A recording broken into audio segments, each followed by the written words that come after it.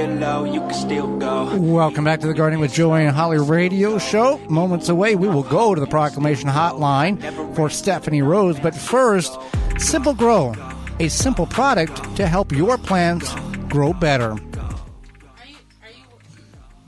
Are you worried about your plant growth? Provide your plants with what they need to grow to their potential with Simple Grow. Simple Grow offers 100% organic worm castings at simplegrow.com. Unlike other worm casting products, when you order from Simple Grow, you're getting 100% worm casting, not filler plus castings. See, they don't play around. No. They give you the whole deal and nothing but the deal. 100% worm castings, that's it. Yeah, you can promote ideal soil structure and aeration with Simple Grow all-natural, odor-free worm castings. There's only one ingredient, worm castings. No chemicals or additives will seep into your food, and it doesn't smell like other fertilizers. For indoor and outdoor use, order by the bag, bundle, ton, or truckload. Check out what Simple Grow 100% worm castings can do for your plants and order today at simplegrow.com. Well, Holly, let's go to the Proclamation Hotline, brought to you by Proclamation Goods, and bring in our guest for this week. Stephanie Rose spends her time as a gardener, writer, and artist in Vancouver, BC, Canada, where she has turned her small urban yard into a garden therapy heaven. She's passionate about organic gardening, natural healing, and art as a part of life. Welcome to the program, Stephanie. Thank you so much. Nice to talk to you today, Joey and Holly. Well, thank you for taking time out of your busy schedule, not only to educate Holly and myself, but all of our listeners across the United States. We thank you for that. So, it's my pleasure. So I want to start with this question. What is garden therapy? I was mentioned in the intro there. What does that mean to you? Well, back in 2006, I all of a sudden overnight, I don't know what happened. I got a headache and I couldn't get out of bed for almost 2 years. It was something that came on really suddenly and I was completely disabled. So I wasn't able to leave my home, and as I started to rest enough, started to gain a little bit more strength, started to heal, I decided, I'm going to use my outdoor space as my rehabilitation program. So I didn't know how to garden. I grew up in the city and I went outside and I just started scratching in the soil a little bit, went back to basics, learned how to plant seeds, grew herbs, made all my own food, and started just, getting that experience of plants and gardening as therapy. It really helped me heal. I saw a really big transformation in my garden space and in my whole being, my body, my emotional state, even gardening is so great for your, to exercise your mind. So as you can imagine, I was kind of, feeling like I needed that exercise of getting out there and learning about the science of plants. So all of those things is what garden therapy means to me, because it's something that heals me from a very severe disability. And I don't want this to sound like I'm making light of others who have conditions that they don't know if they'll come out of. But in that 2 years that you were stuck in your house, you didn't know if you were ever going to get out again. And when you was it almost like a second chance at life? Oh, absolutely. I often say that gardening saved my life, and I don't mean that in a way that's exaggerated at all, because it didn't feel like I had much of a life when I was confined to bed. Yeah, that definitely is very understandable. So one of your books is Garden Alchemy. What is Garden Alchemy? And tell us, more about what's in your book and how that can be helpful for gardeners. Yeah, so when I was out there learning how to garden, I found that the information that we were given on how to garden, was very much set for, I guess, based on agriculture practices. So based on, how farming was done. So taking that farming concept and bringing it to our home gardens. And I thought, this doesn't make a lot of sense to me. When I looked at how gardening was done in the forest or in a meadow, how Mother Nature gardens, how those ecosystems exist, I thought there has to be a better way. So I started, throughout when I started gardening, and again, it was many years ago, I became a master gardener, and then I became a permaculture designer, and I started studying herbalism and plant medicine. So I took all of those concepts together. I had written a number of books, but I had my Garden Alchemy book that came out in 2020 was this combination of permaculture, herbalism, and organic gardening, and using plants as medicine to treat our garden. So it's like a recipe or a cookbook for your garden, where you open it up and it's got all these different recipes from antifungal, like a chamomile antifungal spray for your seedlings, or soil mixes, all different potting mixes, how to make seed bombs, and even how to make, seed tape and things like that. But there's lots of recipes like how to make a herbal smoothie for your garden so that it helps to feed it, all based on the principles of the herbal properties of the plants we already have growing around us. And whenever you talk about the farming method not transitioning very well to the backyard, you're referring to traditional row and one crop per field. But in the permaculture realm, you're incorporating a lot of different variations of plants in one area to help each other grow better. Is that is that correct how I'm explaining that? Absolutely.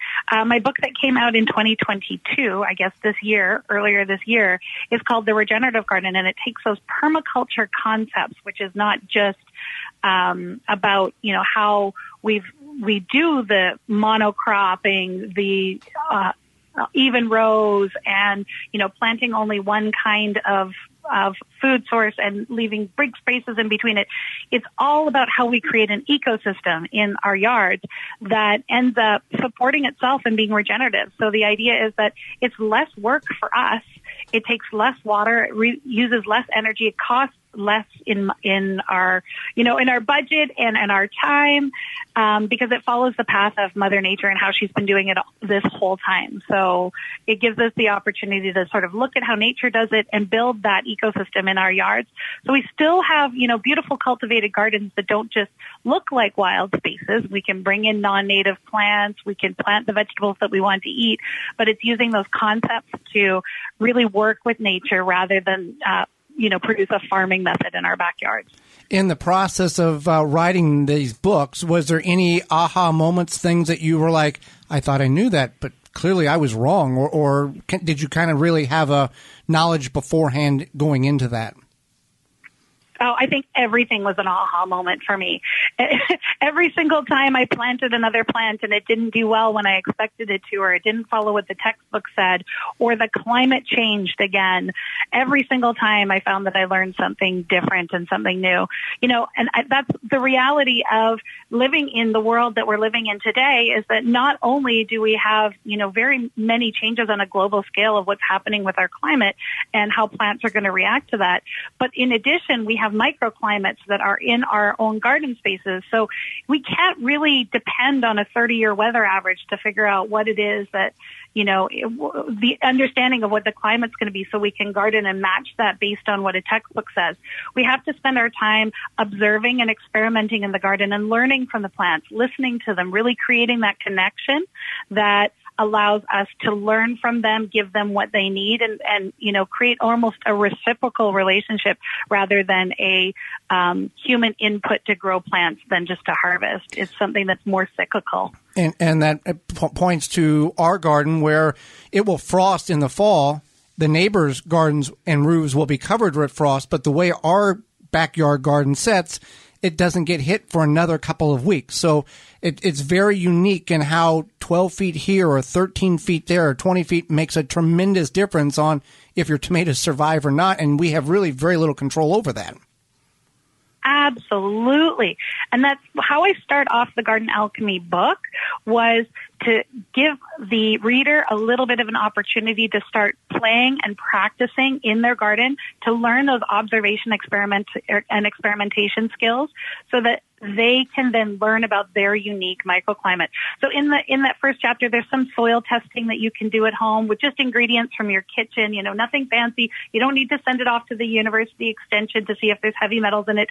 It's more just learning about your land and learning how to compost, learning how to add things back, how different kinds of mulch that you can use and where you would use them. All these things that will help you build the skills that you need for your unique landscape, rather than, following that textbook. So it's a book that is more open-ended and allows you to play in your garden and learn from how the plants react. That's fantastic. So we are talking with Stephanie Rose. She spends her time as a gardener, writer, author, and artist in Vancouver, Canada. So you like to do DIY garden crafts. So do we. What is a good kid-friendly one that you could recommend? Oh, I love to do things with kids, especially because I have a child who's turning 9 very soon, and he started with me when I was gardening and writing my very first book. He was in the baby carrier on me while I was doing all the photos and gardening. So he's grown up in the garden and calls himself a master gardener. And, you know, some of the projects that he really, really enjoys are anything that is more immediate. So when we're planting things, especially at his younger age, when we're planting things, it's really wonderful to see them grow over the season and be able to harvest them. But the projects that I find really engage him is when we're doing the planting and the seed starting, you know, playing with the soil, making little newspaper seed pots. I've got some instructions on how to do that on the website, so I can give you guys the link so you can share it with readers. But making little newspaper seed pots, the children can start the seeds in them, and as they grow up, plant those in the garden.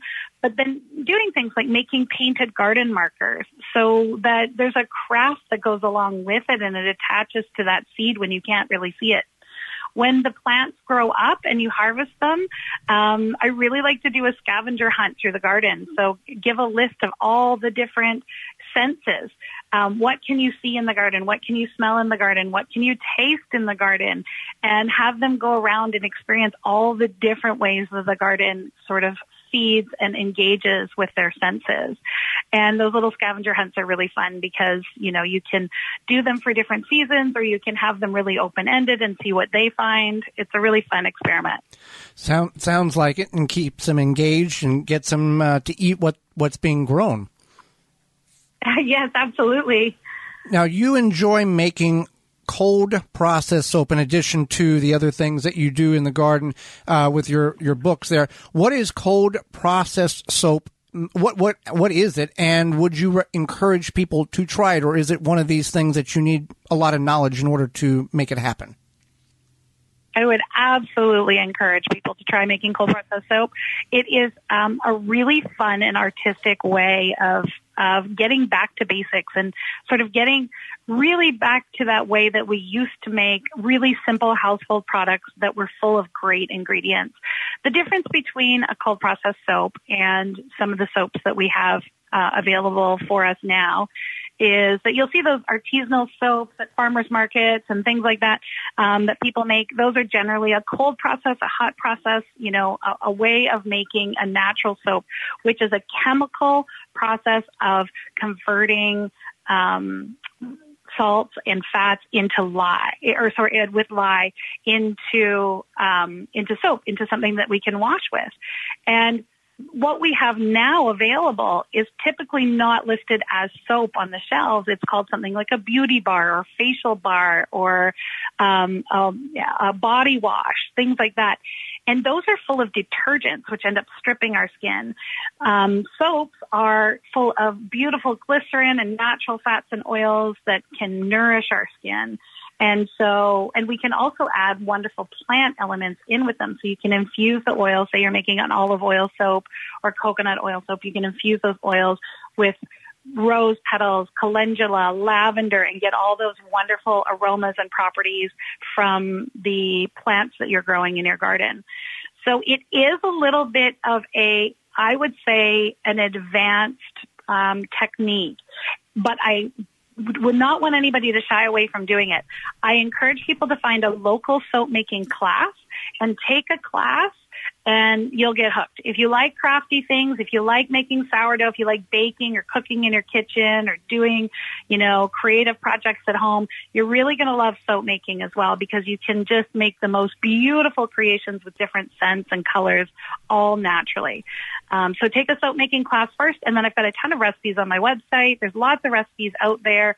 The only thing with soap making is follow the recipe exactly, because any little change, like if we're making soup, we can substitute an ingredient, but if you're making soap, you don't want to do that. You want to keep the ratios exactly the same. And if our listeners, if you've never used anything except for commercial grade bar soap from the store, you will never go back to it once you use a homemade soap or a soap that is a cold processed soap. It changes your whole perspective on how to bathe and the way your skin feels after it. You said it so perfectly, Joey. Like, it's amazing because what happens with these detergents is that we're stripping things away. And so we're taking away from our skin. We may be, washing off some of the dirt or the oils or things like that. But with a natural soap, we're replenishing our skin. So you need to wash less. You're actually nourishing the skin. So it makes a huge difference. And so even if you don't have the opportunity to go out and make that kind of soap, go and buy some, because there's lots of beautiful people who make gorgeous soaps out there. You can get them on Etsy. You can get them at farmers markets. You can get them from, local farms. I really encourage you to give it a try if you haven't yet. Well, Stephanie, we greatly appreciate the time you've offered us. How can people find out more about you? Where can they go and get your book and find out your recipes for soap? I'm at gardentherapy.ca because I'm in Canada, so I'm not a .com, a .ca.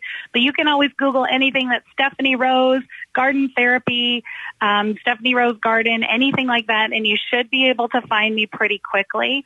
My website has links to all of my social media, so come and follow me there. I give lots and lots of stuff, lots of information out on social media. But I've also got a really great newsletter if people want to sign up for that. I send out what's in season every week. So all sorts of cool projects and ideas and gardening tips come out every week, and that's a completely free newsletter. So if people want to come and sign up, they just go to gardentherapy.ca, subscribe. Well, thank you, Stephanie, for taking time and educating not only Holly and myself, but all of our listeners. We greatly appreciate the time. It's absolutely my pleasure. Well, thank you. For more information, please visit thewisconsinvegetablegardener.com.